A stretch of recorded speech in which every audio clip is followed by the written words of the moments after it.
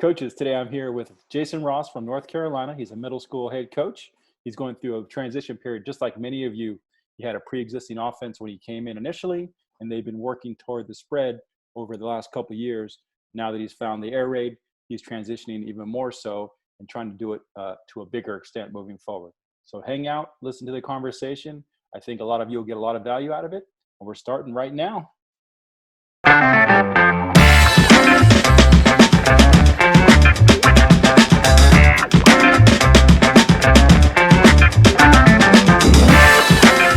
Appreciate you joining us. We are here today talking to more coaches, continuing on with the education.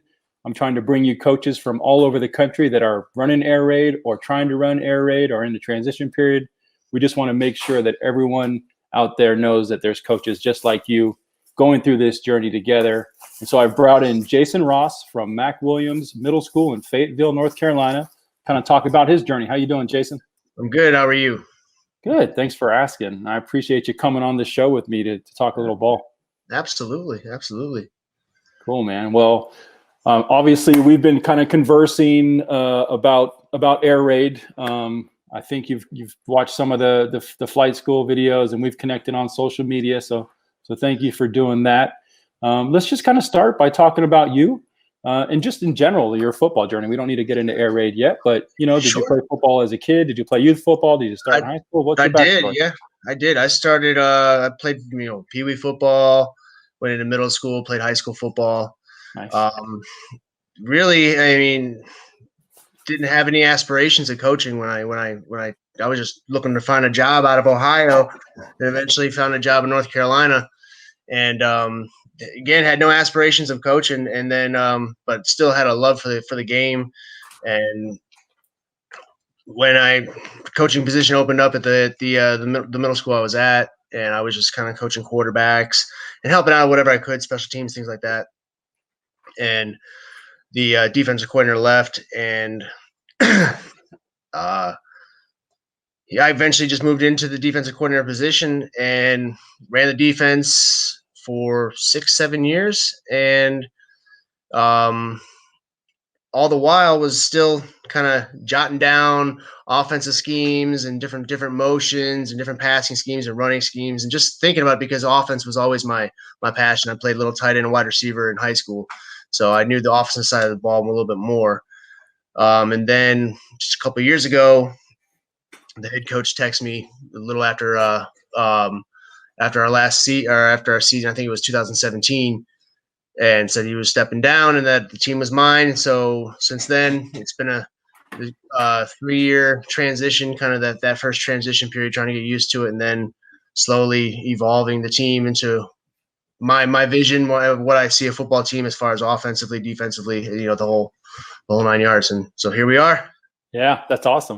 The fact that you played from youth on up and it's continued on, and so many of us, played as kids. And at Mac Williams Middle School in Fayetteville, North Carolina. You've been there that whole time period, coaching?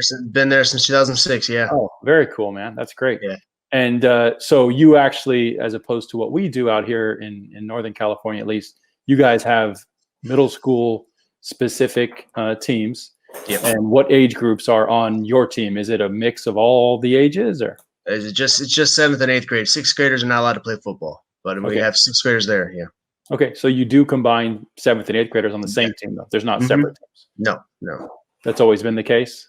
Yeah, it's always been the case since I've been there.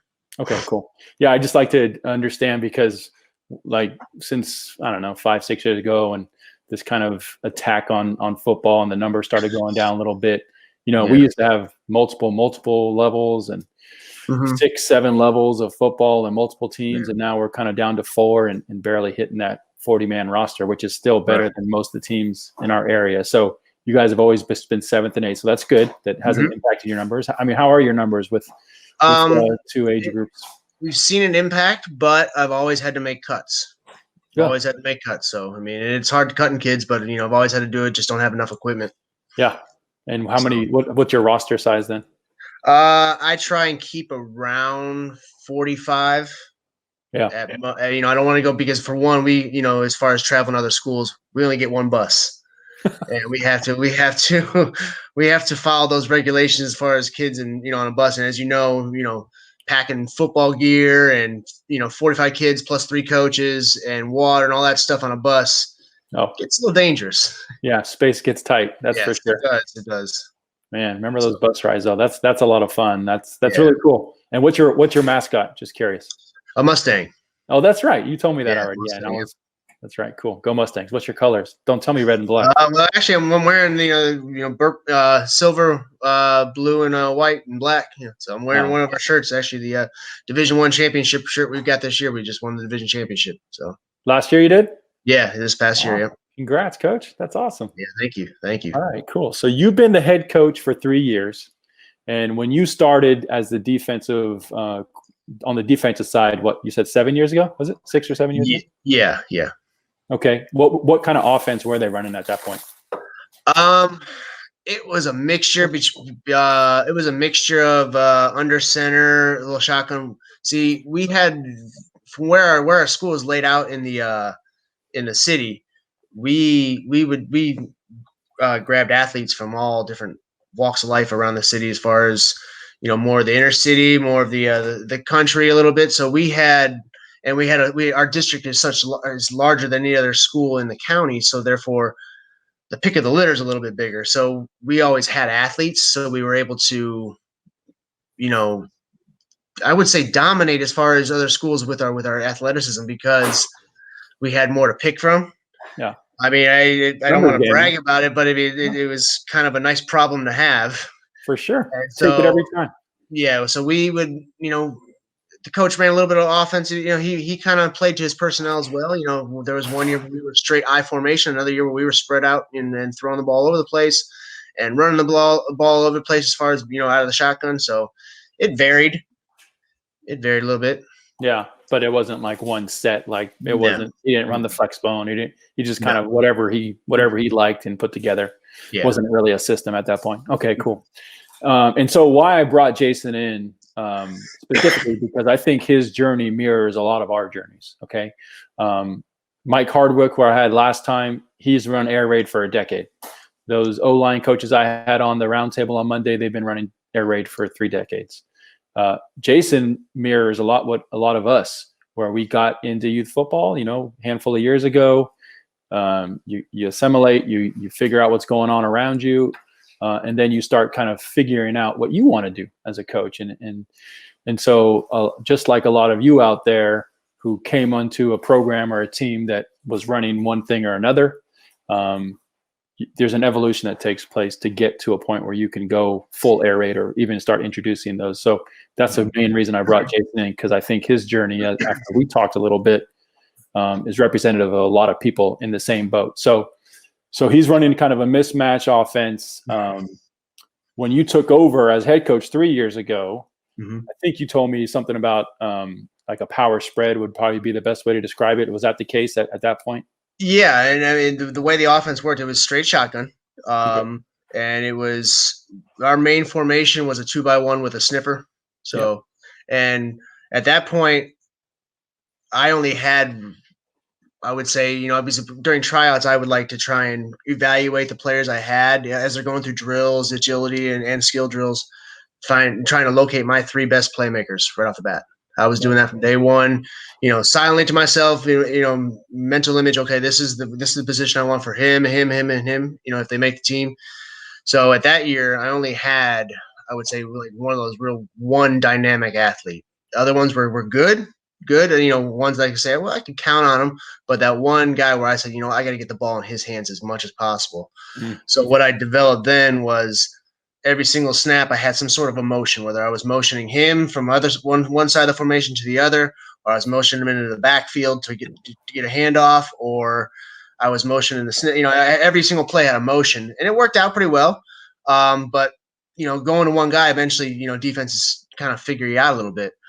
Now, last year, we had an explosion. I don't want to say explosion of talent, but a wealth of talent. We had guys, legitimately, and I'll show you some clips just where I had no fear just throwing the ball deep right off the bat, because I had guys on the outside. Then I had 2 guys in the slot. So I had 4 legitimate guys on either side that I could count on.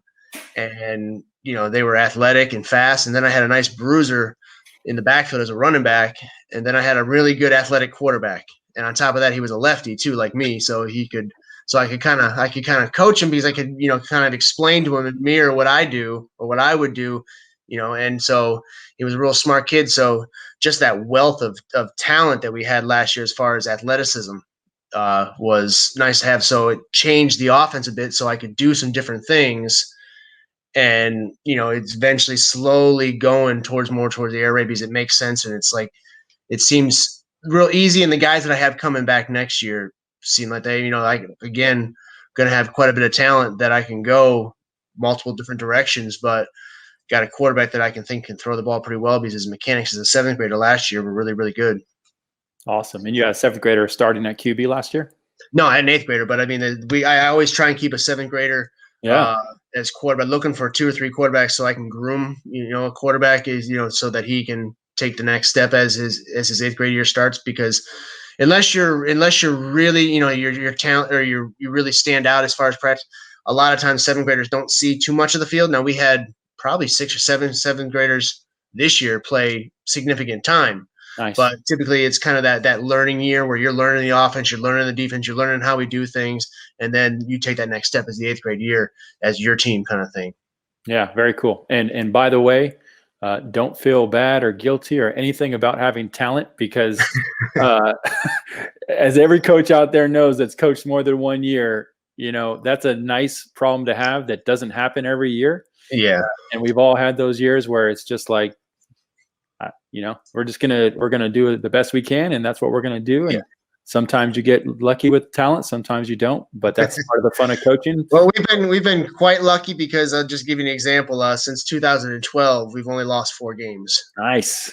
And I got to give a shout out to my defensive coaches last year. We're losing one of the guys to another school next year, but got to give a shout out to the defense because out of the 8 games we played, we had 5 shutouts.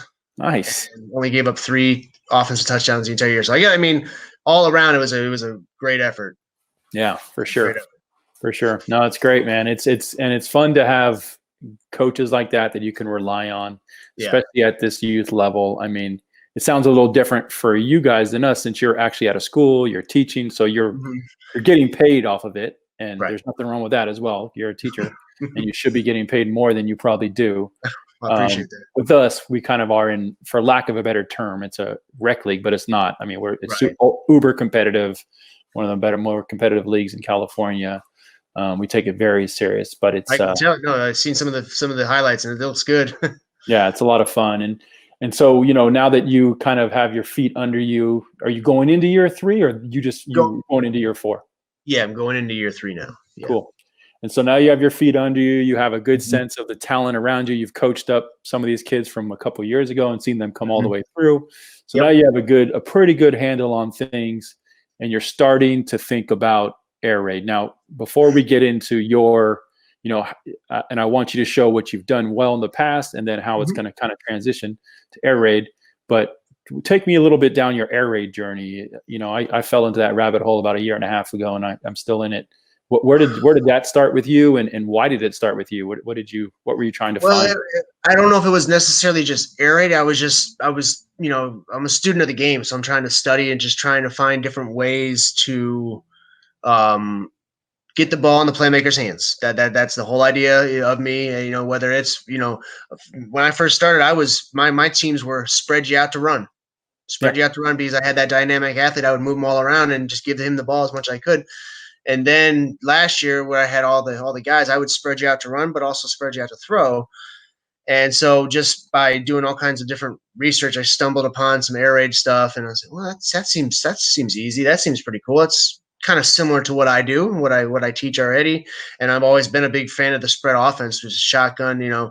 I've always thought that a quarterback that can run too just adds that much more to what a defense has to worry about. So it's just all those elements are what I'm attracted to as far as offensive football, and learning how to just evolve and just put more into it to make the offense as best as it possibly could be. Yeah, and I mean it's so funny because it's the same thing exactly happened to me. I mean the way you're talking about it, like your mentality was, I need to get the ball out in space to my playmakers. Like, Hmm. but that's just something you're thinking of. And then same thing with me. I'm like, how do we do this? I had my little 8-year old team a couple years ago, and my goal was to try to spread the ball around. I didn't really know about air raid at that point, so my answer for that was to run the triple option, right? Yeah. Yeah. Because it gave at that level the most three options on every play. How do you cover that? But Hmm. then you stumble upon something like the air raid, and it's literally the the mission statement of the air raid is getting your ball, throwing Yeah. short to your playmakers in space as many times as possible. And like when I heard that, it clicked. I'm like, that's what I've been trying to do. I was trying to spread out at the youth level, and at the end of the season, we got in quads and four wide or whatever you want to call it, and I'm trying to throw short to them quick, just get it out in space because Yep. everyone's all condensed in the middle in youth and middle school. But I didn't know what it was called. I didn't know what I was doing. I just knew that was something I wanted to do. And then I stumble onto the air raid. I'm like, oh my gosh, this is exactly what I was trying to Yeah. verbalize or quantify in my own head. But now this is a system behind it. So that's cool, man. And I do want to state, I think any spread offense at this level um, will be successful, and I think any spread offense at this level will help with the participation numbers. So I'm not just saying only run air raid. I don't. It doesn't matter to me. I just want participation numbers to go up, and I think if we could spread the ball around and get more kids excited and more touches, Oh yeah, will do absolutely. the trick. So yeah, Coach, why don't you just take us through what you have in mind as you kind of transition into the air raid? Okay, yeah. So one formation. I am basically going to have three formations that I'm going to use for base offense, and I can run the same plays out of all of them. And one of the formations we're going to call is doubles. And when I have here just east or west, just tells what side the running back, Mm, which is F, to either line up on the left or right. And we can run stick, we can run slant flat out of this, we can run inside outside zone out of this. The only thing different is if we run outside zone, instead of him being offset, the running back is even with him, even with the quarterback. cool. Uh, Another one we have, this one we're going to call is just bunch or cluster. These are the formation, again. These are formations I'm thinking about doing for this year. Okay. And so this whole idea of this formation is just I saw LSU do this season. And I thought, well, you know what? It makes sense to condense a formation and bring defense in so that we can start running outside and using speed and athleticism to the outside. 100%. So I wanted to do something like this, and I even did a Google Meet with some of my returning football players already, and showed them some of this stuff. And basically, it's what I told them is this is how we can move the defense. We can move the defense in a way that we want them, so that we can attack the areas that they're going to vacate. So, and I showed to them that the outside portions of the field are wide open here. If we Yep. can use our athleticism, get the ball out quick, and use our speed and use the sideline to get up the field. 100%. I love that. I love that. And I love that you're telling them why, right? Like these kids Mm-hmm. nowadays, they need to know why. They want to know why. They've been getting asked since they were infants Yeah, what they feel about things and do you want to know more? And so these guys are programmed to want to know why. And I like it. Why yeah, wouldn't we give them that information so they yeah. know how to react? They understand at a deep level what you're actually trying to accomplish. Absolutely, absolutely. And our last formation of the base formation would be trips, and we would just do this trips right or trips left. And the only thing that we would do is the receiver that's opposite the trips. He would be condensed in a little bit more. He wouldn't stay out too far out wide. Mm, He'd be more condensed in. yeah. Cool. Um, and those are just the three formations that I have planned for our base offense. Now, again, like I did last year, I will put in package plays. Where I Sure. just put in 3 or 4 plays for a package just to add a wrinkle into the game plan as far as who we might be seeing that week. Yep. Um, That's great. And I love that you only have three formations. Whether you're air raid or not, I think simplicity is key. We only have three formations. The only thing we do different is the two back, yeah. the two back versus the bunch. But I have bunch. It's just a variation of our 2x2. Mm-hmm. So like you said, like we just get the basic core formations done, and then we can kind of play around after they get that. So I love the simplicity of the 3 formations. Very cool. And the plays we're going to run is inside outside zone for our running schemes. And then we're going to run stick and slant flat as the quick game, and shallow cross right now are my plans for just the drop back. Love it. I mean, I don't not planning on doing too many more dropbacks because we tried a little bit of the shallow cross last year. Yeah.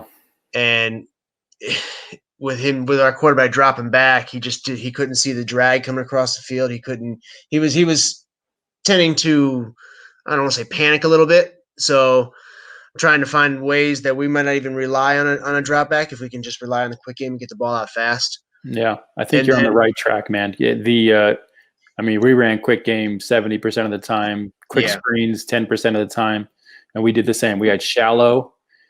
We had mesh, but we didn't run it till the end of the season. But we ran shallow the whole year, and I'm actually going to do a video on it because I've seen 2 variations to help with that exact. We had the exact same issue as you. Right. A guy named Nate Shuttlesworth did a video, and I'm going to have him on the channel where when he runs shallow, your H in a 2x2 set.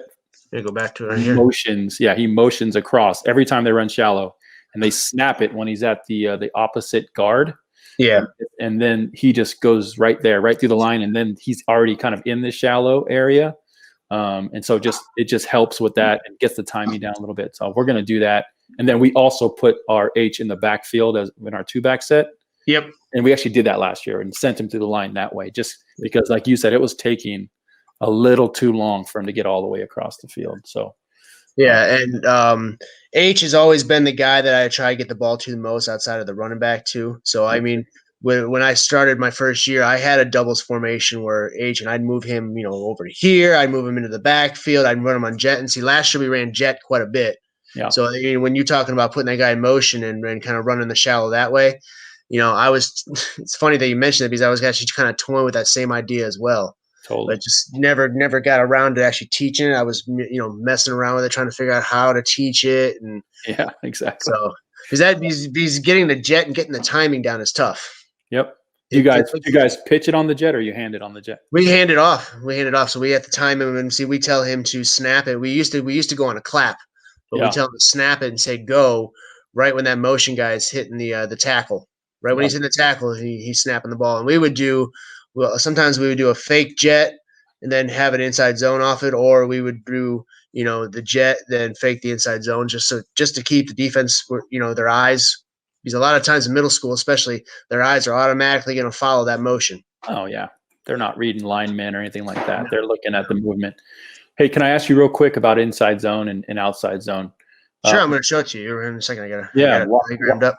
Curious why you chose inside, or why you chose zone as your run of choice.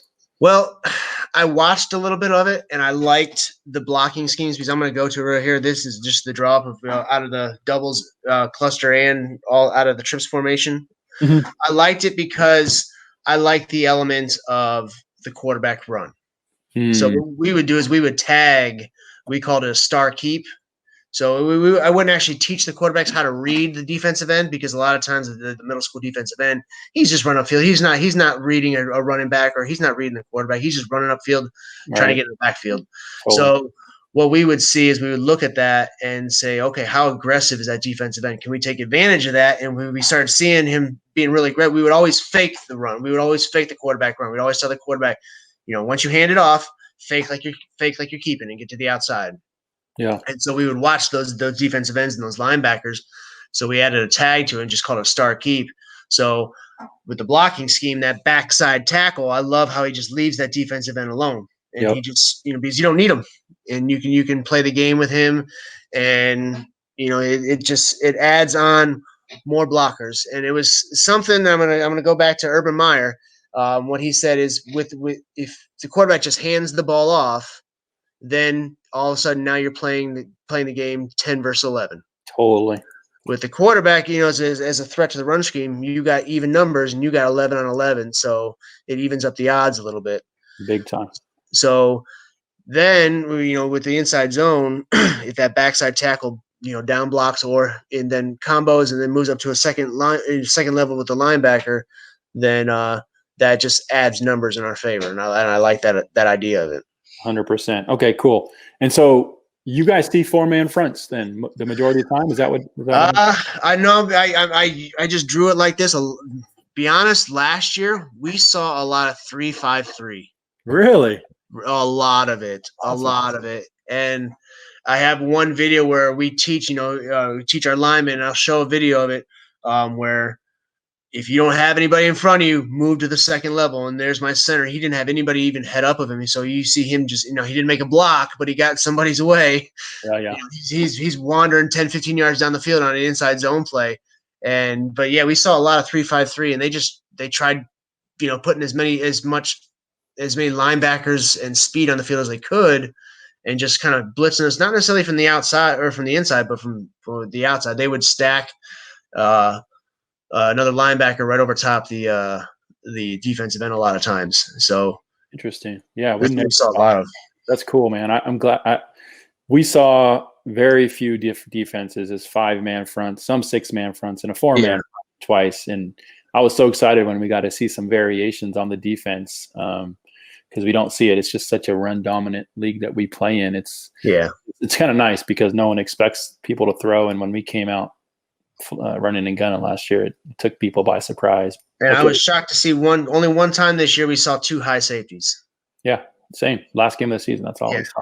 Ours was the second game of the season, and it threw me off guard. I didn't know quite what to do with it because we're used to seeing just one safety sitting back there and putting 5 linebackers on the field. Yeah, so exactly. It's just fun, man, because with one high safety, which we saw most of the time, I mean, our plays worked. Corner is unstoppable if you're running all verts, and you can get that seam, the 2 seams going down at the same time, putting that safety conflict. It's lights out. So your video on all verts, I watched it 3 times already trying to learn it a little bit. And I was like, you know what? It's making sense. So you're starting to sway me a little bit on teaching the all verts. I might be adding that one into the quick game. Hey, I got Coach Taylor coming on the show soon to teach it. I mean, that's where I got it from. And I love it. I was always scared with it, just, okay, I didn't quite know how to teach it yet. I'm still learning, but now watching that video a little bit, I've kind of picked it up a little bit, understanding what to look for and things like that. So yeah, it's a lot of fun, man. And just again, it just fills it completes our goal, right? Of just getting the ball quickly in space to your guy. You got one of your guys on the outside playing in our league. Corners aren't the best athletes. They're linebackers and DNs. So we got a mismatch out there, right? So just get it out. All right, cool. So you do inside, outside zone, and those are your 2 run plays. You don't need anything else. Yeah, this is inside zone, and we teach. It's the 3 Bs. We have the bang, the bounce, or the bend. Like it. So we teach them that. And here's the outside zone. Again, running back goes even with the quarterback. He just makes the mesh pointer that much easier. And again, same thing. We teach the bang, the bend, and the bounce as well. But with the outside zone, I picked this up from Chip Kelly, believe it or not. He teaches a rip run technique with the lineman, where the play side lineman from center to tackle, their goal is to get to the play side shoulder and try and seal. Yeah. But if they can't, then what they do is they just run the defense to the sideline. Right. And then the backside guys, their blocks to get to that play side shoulder should be a little bit easier. So they do the rip, what we call the rip technique, and they seal their guys inside, and same with the wide receivers on the outside. And those are our 2 run schemes, and we would tag a star keep off of all of those. And basically with my tags, and I have a quick clip of the tags that I'm using. They're all color coded, so I could call out the play. And then I would add a color to it, and the quarterback has that on his wristband that he would just change the play up like that. Love it. And we would still huddle, so we still do the huddle and everything. Yeah, for sure. And so I'm just so curious about zone because I just never learned it myself. So just go gap scheme because that's what I know how to coach.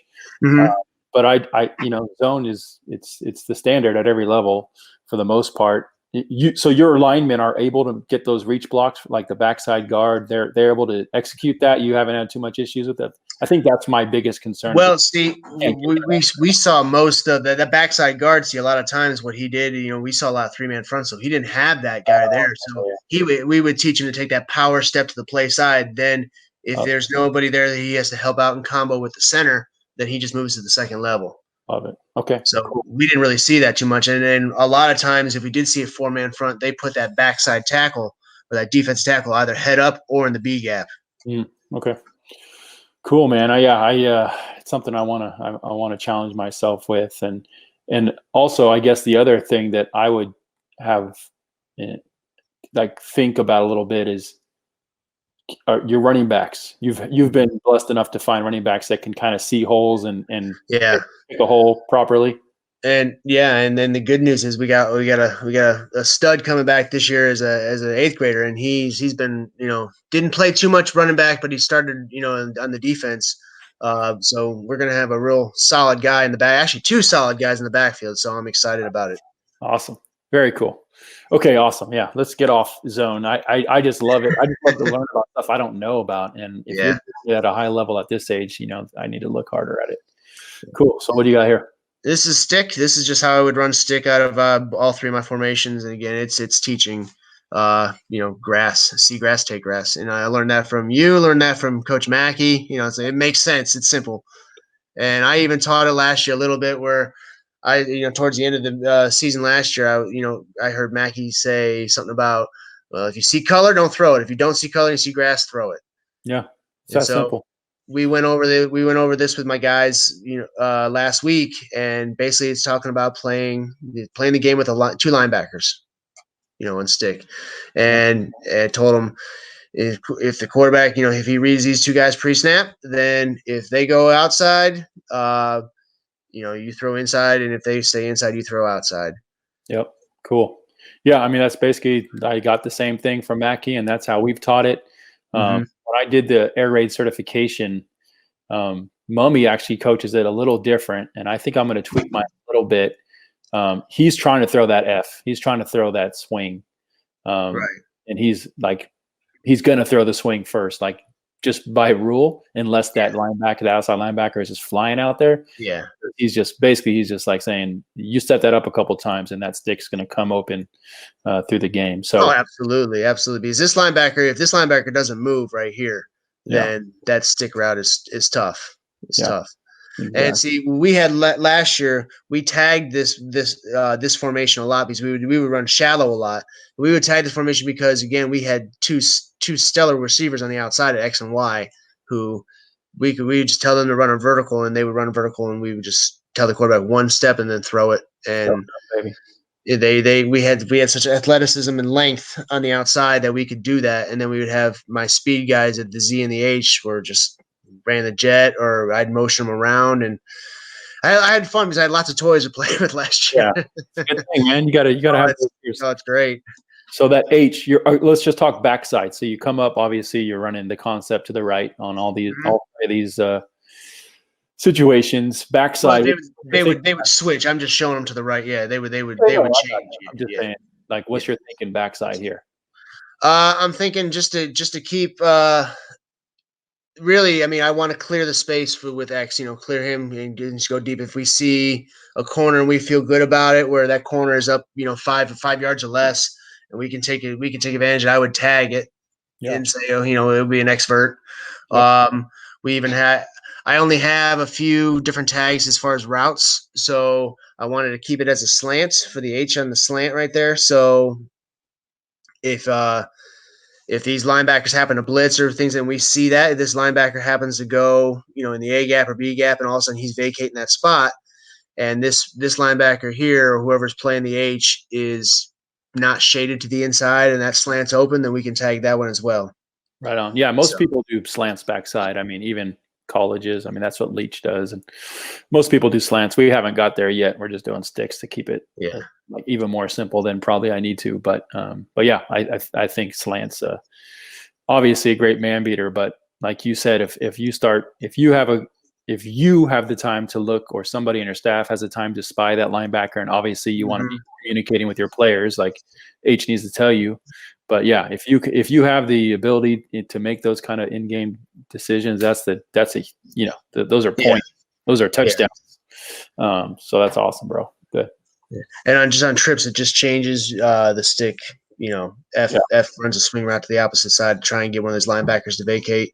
Yep. Hopefully, this linebacker would go with him, and then that opens up the stick. But then the flat is right there, so it just changes a little bit. Yes, sir. No, that's how we do it. And there's the slant flat. It's the other quick game that I plan on running. Yeah, I love this play.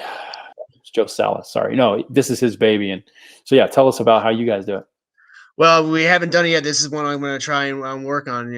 This is something I haven't really messed around with. But I saw it and I said, well, you know what? It seems pretty easy to teach, and it's exactly what I'm trying to do as far as get the ball out quick. Yeah. And me personally, I think I would see us in that condensed formation, that bunch or that cluster formation that I showed you. Oh yeah.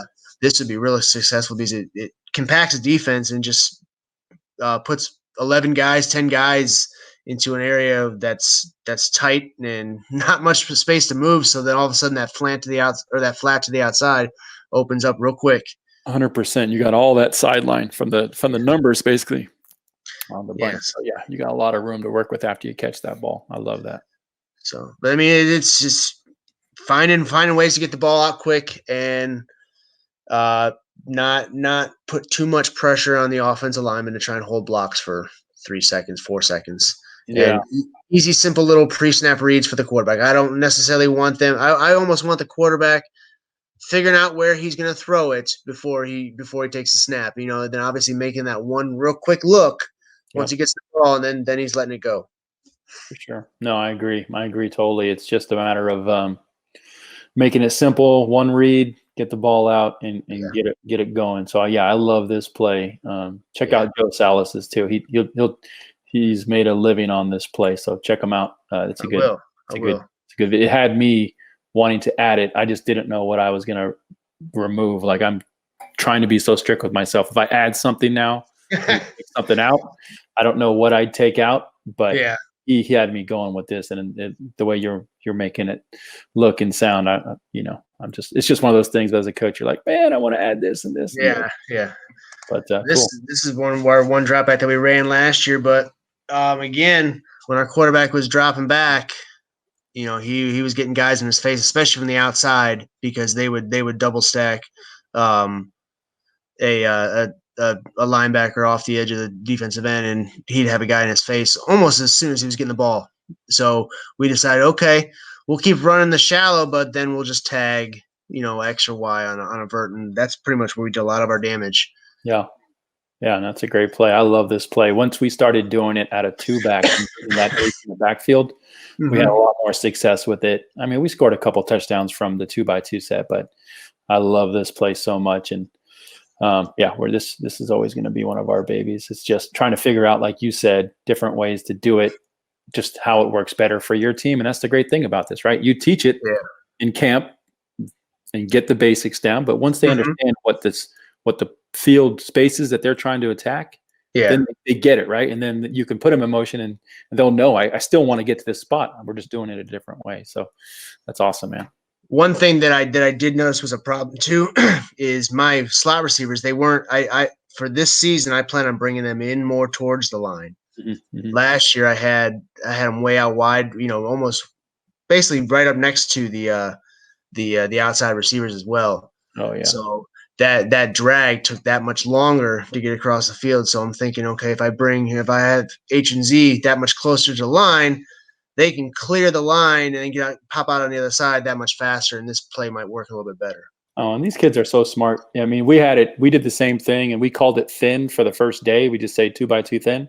Yeah. But like they know by the time you get to week 2, they know if we go 2x2 shallow, the H just knew already he needed his dinner. These kids are more than smart enough at 12 and 13 to understand if I'm running shallow, as an H, I'm pinching it down, right? And defenses at this level, coaches might pick up on that, maybe, but the defense isn't going to be like, oh, he's running shallow. They're not. They're not. No. Well, see, what I noticed too is going back and look at some of the film that I have. I was amazed, even for as far out wide as the guy that was running the shallow, the drag that we called it, Yeah. how open he was. Yeah. And we didn't see it. And see, when you'd watch the defense and we watch the defensive eyes, and all of a sudden the player would flash in front of their eyes because he's running a crossing route right in front of them. He kind of almost panicked, didn't know what he was doing, so he didn't know whether to run with him or just stay put where he was at, and it kind of just froze. And it was amazing how open it was. Oh man. Yeah. I mean, when this play hits and they come across and catch that ball, it's a Yeah. beautiful thing. It's just we got to figure out different ways to make it work. Very cool, man. Awesome. Those are my 6 base plays, and I have these right here. These are just my tags that I could tag on to every single play that we do. And just gets color schemed. And I'm thinking about this year possibly even not even incorporating the wide receivers into the huddle and just having them stay out wide and giving them wristbands as well. And basically, I would have a play numbered, and they would hear the number and they'd look down at the wristband and they would know what to do, and they would also have the tags. Yeah. On the wristband as well. So it would speed up because, last year I noticed a little bit we were taking a little long in the huddle, getting the play out and things like that. Yeah. Yeah. And it's interesting. We're going to have a session on a roundtable on on getting the plays in, because I think you're just like all of us, man. Like, we go wristband, do we huddle? Do we have wristbands on huddle? I had wristbands the first couple games last year. Yeah.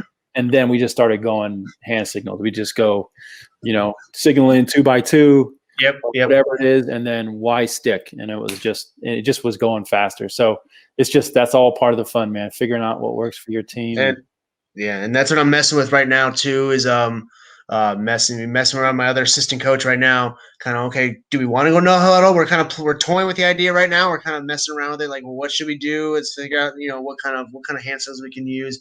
Last year, he came up with the idea of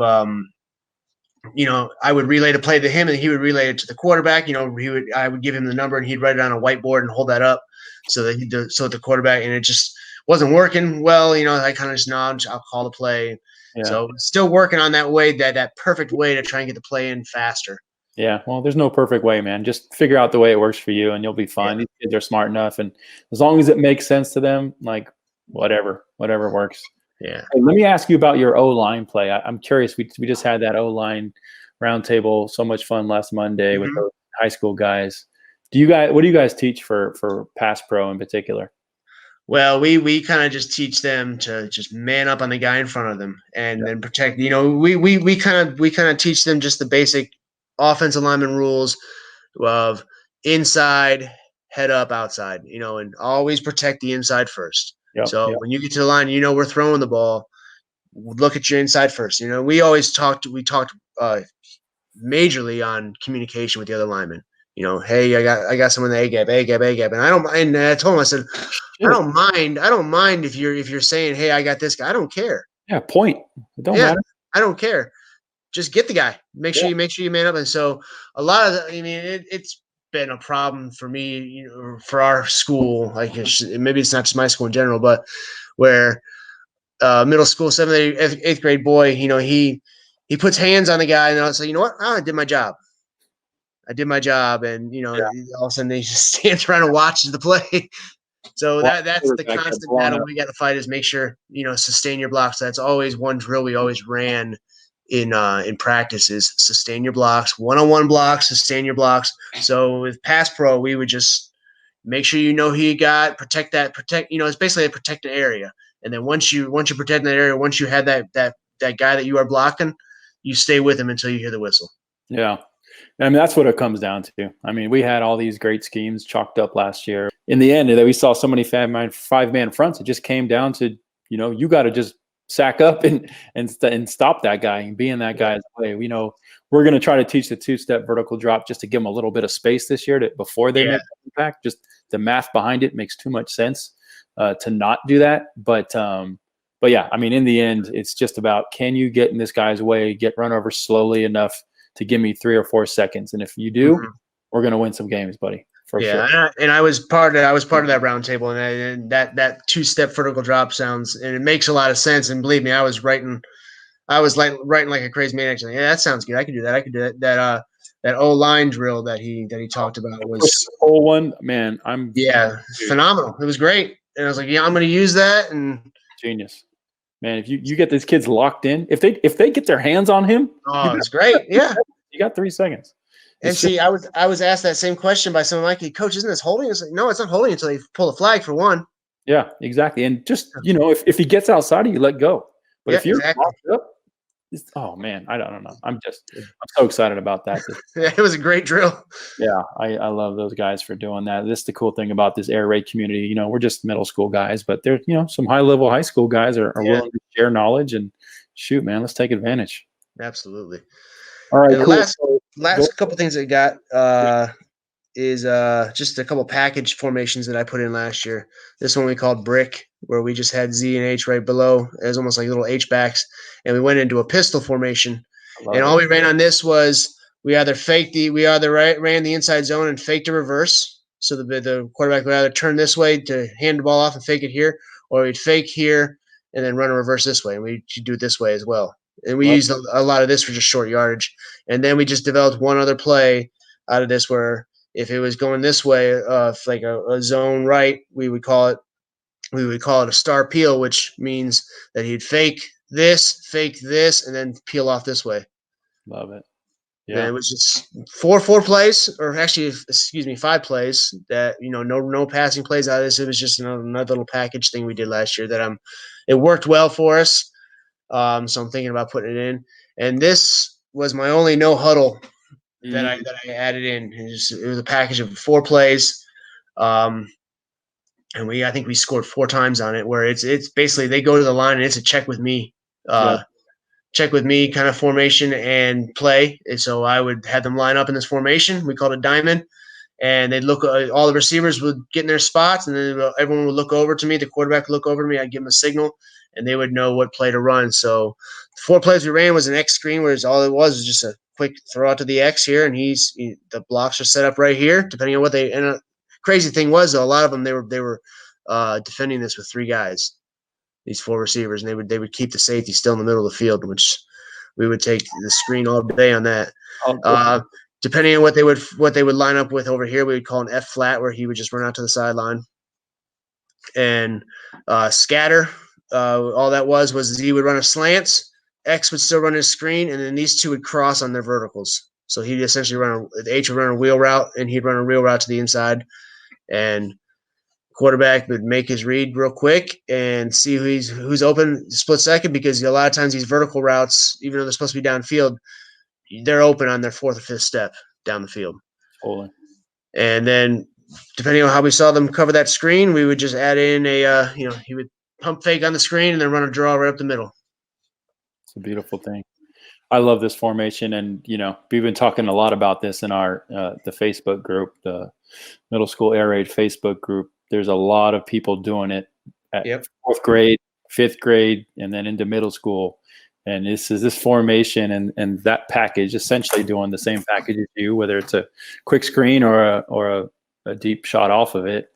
It seems like it works for everybody. So this might be something that I add, just like you said, as a specialty, because I love this, man. I'm gonna steal this, and that's awesome. Great. It was great.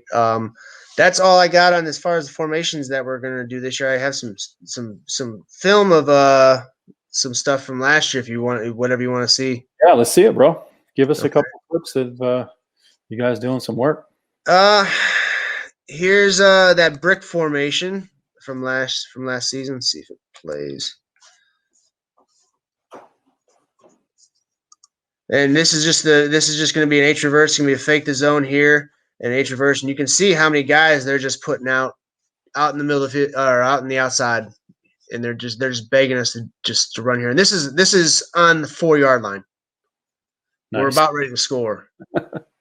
So all it is just a quick fake to the running back, and then a quick reverse. And these are this guy and the other guy right there are my slot receivers. You don't change personnel for this? Every once in a while I will if I feel the need to, but no, for the most part I can keep all the personnel out there for all the formations, and I trust them enough. Beautiful. It's there. They run around. That's all it is. It is real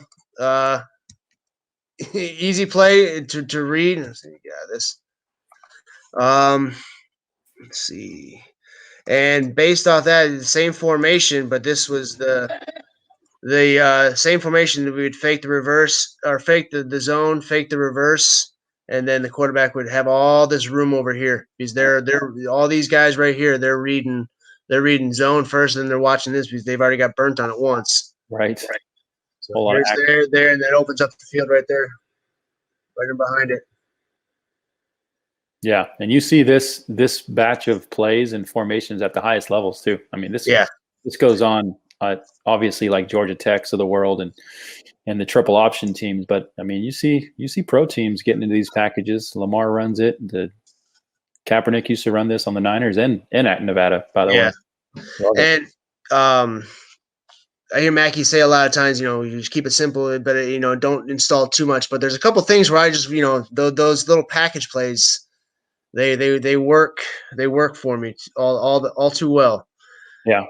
Okay, man. If something works, there's no reason to take it out. It's just, how much time can you invest in these plays? And, we just want to make sure you're invested properly on the plays you're going to run most. But if you have some packages that work, like there's no reason not to get them in. And let's see. This is the play I was talking about with the center. Just watch the center. We taught him, seeing there's again a 3-man line, and they're just sitting back. Mm-hmm. So, and if I'm not mistaken, he does not have somebody head up, and he goes down. If we teach him, if there's nobody there, you move to the second level, and just the linebacker so happen to be 5 to 6 yards off the ball, so he's got to go find somebody. Right. But he does exactly what we teach him to do. Go find some work. Yep. See, he's already releasing already. Trying Love to go. He's aimed up on this, and this is what we teach him. And loved it. And he running back. If he would have kept following along with that block, he might have ended up a little bit more, but he cut it back the other way. But that's exactly what we teach. And I just wish he was able to get to the block because he's right there. One cut. Oh, well, he read that other block. Okay, but he got 10. I mean, what else? Yeah, he didn't. No, I wasn't complaining about it. He just. I hear you. I see touchdowns. I try and teach them to follow the blocks, and they get upset. I didn't score on that play. They get upset. They don't score a touchdown every time they catch it. Yeah, I love it. That's good. And this is what we saw. This was the first play of the game. We saw this. We saw a corner right here, and this was our number one receiver on the outside. And originally what I had called on the first play was I just called it inside zone. I just called doubles. I think it was doubles west, inside zone right. And then all of a sudden I saw the corner. He started creeping up, and I said, you know what? No, I yelled out to the quarterback. And I gave him a color because we had the colors on there. And he looked at it and he just yelled it out. And then this receiver happened to be right on our sideline, so I was able just to not motion to him, but kind of verbalize or communicate to him what I wanted, and he understood. And this was the first play of the game. We saw it. Just one step and throw it out there. Oh baby. Oh yeah. So we saw and we had those kind of plays all year because our receivers were able just to get separation like that. So we were lucky enough, and so we eventually turned into a vertical threat team and a screening team because we just ran that play right there, that kind of a route, and then this was essentially our passing game, just little quick screens right out and let our athletes go get the ball, go make a play, and just something like that. One cut and he's up the field. Absolutely. We were lucky enough to have that. So essentially, after I would say the third game of the year, it was our passing game consisted of just the vertical downfield route, the quick screens, and a tunnel screen that we ran. That was our passing game. Yeah, outside of the diamond formation. We had a lot of success with our athletes doing the jet, like I said. And this is on fourth down. I know it's kind of hard to see, but this is on fourth down, and they all follow the motion, and we run the inside zone right in behind it. Yeah, so power spread. You definitely nailed that on the head. This is exactly what Yeah. this is like. I And love so it. we get, yeah. So, I mean, it was things like that where we were able to do a multitude of different things last year. Um, let's see. We had just a quick tag. This is where we tagged the start keep off this. We saw it, and so we saw this guy overrun the play, and so we just tagged in the start keep on it, and have a heck of an athlete, and he just follows in right behind it. Yeah. And that's so important, man. The coaching that up, and you being able to see the game in a different little light than the players, right? You got a Yeah, little experience. You can see the tendency probably in film the week before. I don't know if you guys get film on your opponents, but those are things you can pick up as a coach and really attack. So I love that if you did it in the game, that's even better for you that you yeah. see it and attack it in the game. But that's great, man. It's awesome. This is one play that worked well. Was our tunnel screen, and I think someone on the air raid Facebook group talked about doing with the millennial Oklahoma drill. Yeah, that thing is awesome, man. Yeah, so we did it last year, but we did it this way in trips because we have our inside two receivers. They would run cross blocks, and we would just run a tunnel real quick right here. Now we didn't have lineman release, which I'm going to change up this year. I'm going to have them put hands on the first guy they see, and then release them right away, and then move upfield. But to be honest, last year we didn't necessarily need it because this kid was able to make one man miss, and then he was up the field that quick. He's the type of guy that he's not doesn't look like he's overly fast, but he kind of glides, and he's tall. He's probably around almost 6'1". So Amen. he glides, and he's just real quick, and he's up the field in an instant. Yeah, Jerry Rice ran a 4.6, man. There's Yeah, something. There's football speed, and then there's just straight ahead speed. I don't. I'll take football speed all day. absolutely.